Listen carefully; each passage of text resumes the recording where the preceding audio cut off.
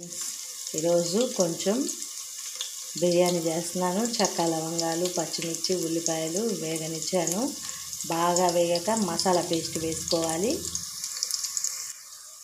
కొబ్బరి, గసగసాలు, అల్లం, వెల్లుల్లి వేసి గ్రైండ్ చేశానండి పేస్టు. ఆ పేస్ట్ వేసి వేగనివ్వాలి కాసేపు. అలాగే టమాటోలు, పచ్చిమిర్చి, కొత్తిమీర, పుదీనా అండి. టమాటోలు కూర కోసం కట్ చేసి పెట్టుకున్నాను. కొత్తిమీర, పుదీనా వేసుకోవాలి మనం.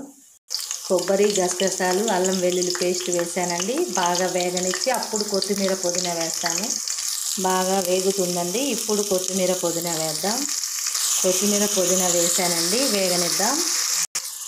ఇప్పుడు పచ్చిమిర్చి, టమాటో ముక్కలు కూడా వేసానండి. కొంతమంది వేసుకుంటారు, కొంతమంది వేసుకోరు. నేనైతే ఒక పెద్ద టమాటా వేసాను. బాగా వేగాక ఇందులో మనము ఎసురు వేసుకోవాలి. అంతా బాగా వేగిందండి. ఇప్పుడు వాటర్ వేసేసుకుందాం. గ్లాస్కి గ్లాసున్నర వాటరు, లేకపోతే రెండైనా వేసుకోవచ్చండి మంచి బియ్యం అయితే. ఎసురు పోసానండి. ఎసురు బాగా తెరలేక అప్పుడు మనము కొంచెం ధనియాల పొడి చల్లుకొని బియ్యం వేసుకుంటే బాగుంటుంది. ఎసురు చక్కగా తెరులుతుంది. ధనియాల పొడి కూడా వేసానండి. బాగా తెరలేక రైస్ని వేసుకొని ఉడికించుకోవాలి.